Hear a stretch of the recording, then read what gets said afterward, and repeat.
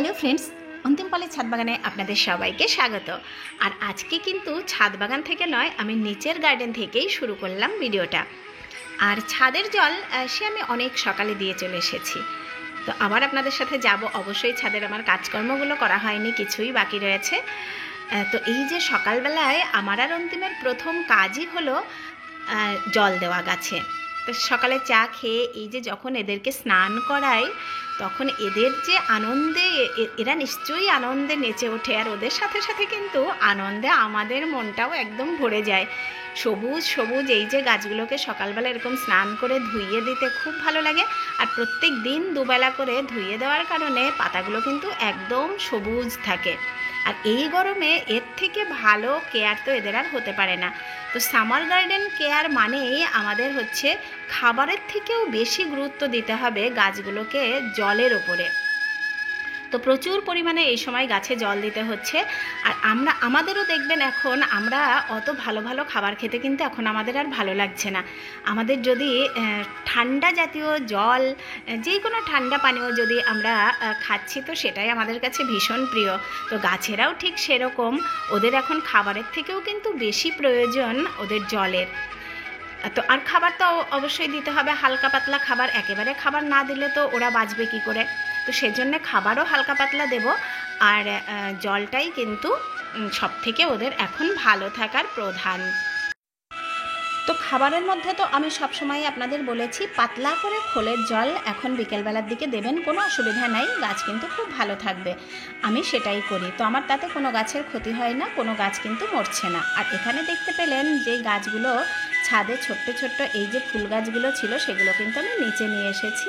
এই যে গুলঞ্চটাও আমি নিচে নিয়ে এসেছি, কারণ ও সারাদিন ফুটবে। আর এই যে দেখতে পাবো না, আমি ছাদে সেই সকালে এখন একবার উঠে যাই, তারপরে আর বিকেলবেলায় একবার যাই। তো সবসময় তো যাওয়া হয় না। আর এদিকে দেখুন, এই যে আমি জল দিয়ে ধুয়ে দিয়েছিলাম পাতাগুলো, তারপর কিন্তু মিলিবাগ একদম ধরেনি। আর পাতাগুলো একটু কুঁকড়ে যাওয়া কিন্তু ছেড়েও যাচ্ছে। তো মিলিবাগ নিয়ে খুব একটা টেনশন করার কিছু নাই, ফোর্সে জল দিয়ে ধুয়ে দেবেন, যেমন আমি আগের দিন দেখিয়েছিলাম। এরকমভাবে ধুয়ে দিলেই কিন্তু গাছটা পরিষ্কার হয়ে আবার সুন্দর ফুল দিতে শুরু করবে। আর এদিকে দেখুন অন্তিমও চলে এসেছে জল দিতে। আর সকালবেলা উঠে অন্তিমের প্রধান কাজই হচ্ছে গোলাপ গাছের কাছে যাওয়া। ও ডিউটি থেকে এসেই প্রথমে গোলাপ গাছের কাছে জল দিতে যায়। গোলাপ গাছগুলো হচ্ছে অন্তিমের একদম প্রাণ। তার একটা পাতা মরে গেলেই তো সে বকবক করতে শুরু করে দেয় যে এই আমার গাছের পাতা মেরে ফেললো মনে হয় জল না দিয়ে। নিজে তো 3-4 বার করে স্নান করাচ্ছে। এই যে এখানে একটা ডাল, কোনো কারণে হয়তো ডালটা শুকিয়ে গেছে, বলছে জল না দিয়ে মেরে ফেলেছো। আসলে একদমই তা নয়, কারণ অন্য ডালগুলো ভালো আছে, অন্য কোনো কারণে হয়তো গাছটার একটা ডাল মারা গেছে। তো এমনিতে কিন্তু সব ভালো আছে। আর এই যে দেখতে পাচ্ছেন এখানে যে বেগুন গাছটা আমি দেখাচ্ছি, যারা আমার ভিডিও দেখেন হয়তো আপনাদের মনে থাকবে, কিছুদিন আগে ও একটা বেগুনের চারা নিয়েছিল আর আমি একটা বসিয়েছিলাম। তো আমি বসিয়েছিলাম বেডে আর ও বসিয়েছিল টবে। ওরটা কিন্তু বেগুন ধরে গেছে, আমার গাছটা কিন্তু মরে গেছে, বাঁচেনি। তো এ যাত্রায় কিন্তু ওই মানে জিতে গেল, আমি হেরে গেছি। তো এখানে চলে এলাম আমি পেছনের গার্ডেনে। আর এখানে আমি দিয়ে দিয়েছি চাল কুমড়োর চারা। 4টে চাল কুমড়োর গাছ বসিয়েছিলাম, 4টে চারাই কিন্তু উঠে গেছে। তো এই চারাটা, বীজটা আমি এনেছিলাম অর্গানিক বাজার থেকে। তো অর্গানিক বাজারের বীজগুলো সাধারণত ভালোই হয়, আমি অনেকবারই বলেছি আপনাদের যে চারা বীজগুলো কিন্তু মার যায় কম, বেশিরভাগটাই উঠে যায়।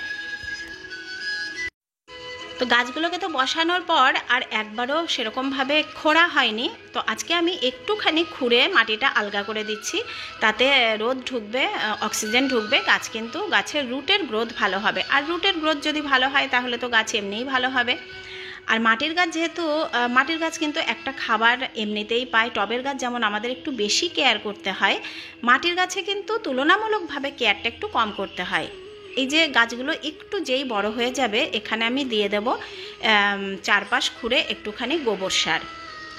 তো দেখুন কি সুন্দর লাগছে এখন দেখতে।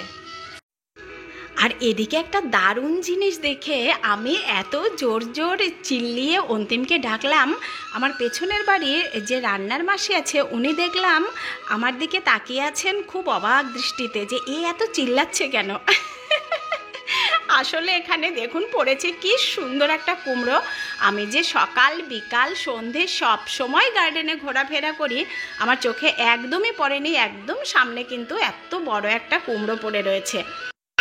তো এই কুমড়ো দেখে আমি এত জোর জোর অন্তিমকে দেখেছি যে ডাকার পরে আমি চারদিকে একটু ভালো করে দেখে নিলাম যে আর কে কে শুনতে পেলো, বলবে এ কি একদম খেপে টেপে গেল নাকি।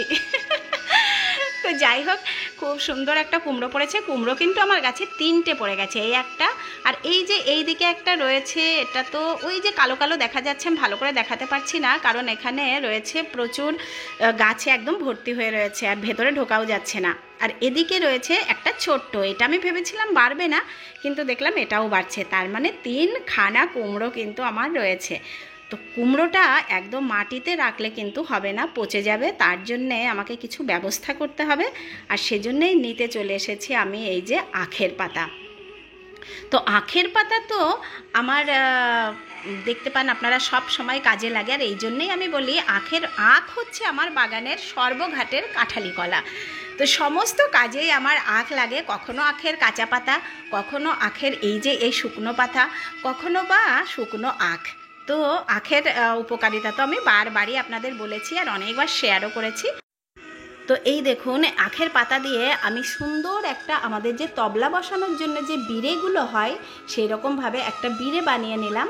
আর এটাকে এবার আমি বসিয়ে দেব এই যে কুমড়োটা, হ্যাঁ এর ওপরে বসিয়ে দেব। দেখুন কি সুন্দর থাকবে, এখন কিন্তু আর পচবেও না, নষ্টও হবে না। মাটির সাথে থাকতে থাকতে অনেক সময় পচে যাওয়ার ভয় থাকে, তো আমি এই যে একটু উঁচু করে দিলাম, তো আর এখন কোনো প্রবলেম হবে না।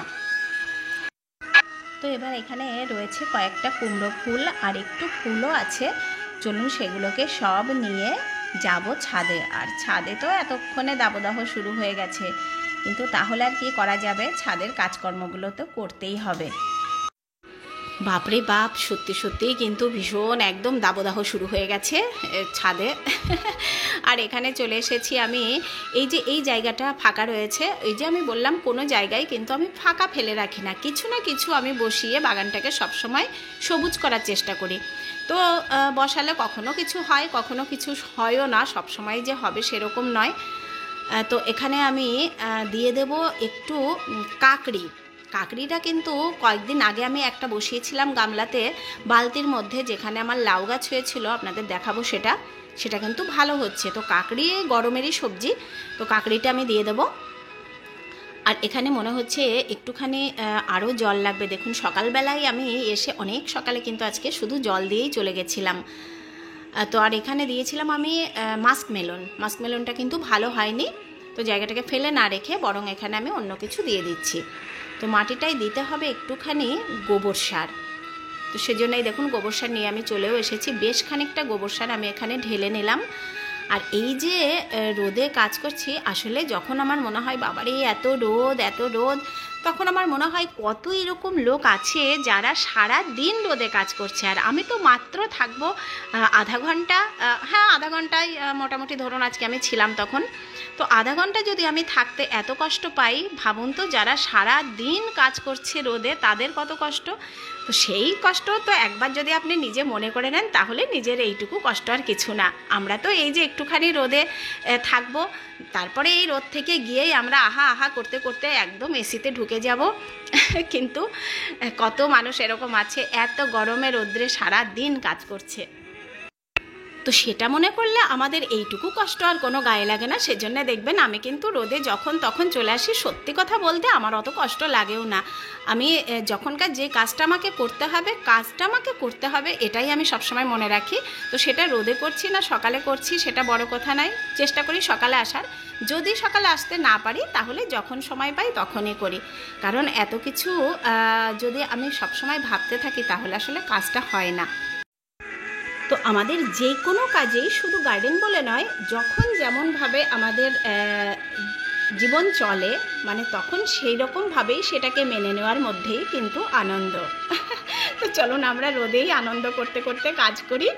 আর এই দেখুন আমি কি সুন্দর ডাঁটা নিয়ে নিয়েছি, আর ডাঁটাগুলো সত্যি যা ভালো হয়েছে, যেমনি নরম আর তেমনি মিষ্টি। আর ডাঁটাগুলো নিয়ে আমি চলে এসেছি আমার সবথেকে প্রিয় জায়গায়, যে জলের কাছে ধুতে। আর আমার এক দিদিভাই যে বলেছ যে পেঁপে গাছটা আমার বাগানে নেই, পেঁপে কিন্তু আমার গত বছর পর্যন্ত ছিল, প্রচুর পেঁপে আমি সেখান থেকে পেতাম। তো গত বছর গাছটা নষ্ট হয়ে গেছে, তারপর আর বসানো হয়নি। তো পেঁপের চারা আমি নিয়ে এসেছি, বীজ আমি নিয়ে এসেছি অনেক দিন আগেই অর্গ্যানিক বাজার থেকে, এই যে রেড লেডি পাপাইয়া। তো আলসেমিতে আর বসানোই হয়নি সেটা, তো আজকে আমি বসিয়েই ফেলবো। আর বলেছ আদা আর হলুদও গত বছর হয়েছিল, সেই হলুদের বীজ আমি রেখেছিলাম। হলুদ গাছ দেখলাম আবার উঠছে, একটা টবের মধ্যে রেখে দিয়েছি। আর আদা তো আমি অবশ্যই বসাবো, সেটা আমার আছে ভবিষ্যতে ইচ্ছা। তো এই যে আমি বার করেও নিয়েছি, এখানে দিয়েছে আমাকে 10টা বীজ, আর দাম নিয়েছে, এখানে লেখা রয়েছে 159। তো আমি আজকে 5টা বীজই বসিয়ে দেবো চারা করার জন্যে, এই যে টবের মধ্যে বসিয়ে দেব। তো দেখা যাক হয় নাকি, আর 5টা আমি রেখে দেবো, পরবর্তীতে অন্য কোথাও দেব। তো এবার একটু ভালো করে জল দিয়ে ভিজিয়ে রেখে দেবো, দেখা যাক কতদিনে ওঠে। আর এই যে কাকড়ি দিলাম, কাকড়িটাও আমি জল দিয়ে বেশ ভালো করে ওখানটা ভিজিয়ে রাখবো। আসলে এই যে কাকড়িটা তো আমি দিলাম, কিন্তু কাকড়ি আর শশার বীজ আমার মিশে গেছে। তো কাকড়ির বীজগুলো সাধারণত একটু ছোট হয়, তো আমি দিলাম বেছে নিয়ে। দেখা যাক ওটা এখন কাকড়ি হবে না শশা হবে বুঝতে পারছি না, কিন্তু আমার মনে হলো যেন ওটা কাকড়িরই বীজ। তো এখানটাও খুব সুন্দর করে আমি ভিজিয়ে দিলাম, আর গোবর সারের ডেলাগুলো বেশ একটু বড় রয়েছে, তো পরবর্তীতে ভিজে ওটা মিশে যাবে। আর এই দেখুন কাকড়ি আমি দিয়েছিলাম, বললাম তখন বালতিতে দিয়েছি। তো এই যে বালতিতে খুব সুন্দর চেহারা হচ্ছে, আমি দেখলাম কাকড়িগুলো, তার মানে কাকড়িটা গরমেরই বীজ। এসব সবজি আসলে একটুখানি রেয়ার, আমরা তো তেমনভাবে বসাই না, আমিও এবছর প্রথম কাকড়ি বসালাম। তো আজকেও তো আমাদের অনেক কিছুই শেয়ার হলো, আর সব কাজকর্ম একদম শেষ। এবার আমি চলে যাব নিচে। আর আমার ভিডিওগুলো যদি ভালো লেগে থাকে, লাইক কমেন্ট শেয়ার সাবস্ক্রাইব করে আপনারা আমার সাথে থাকবেন। আপনারা ভালো থাকবেন, আমিও ভালো থাকবো। দেখা হবে নেক্সট ভিডিওতে। টাটা।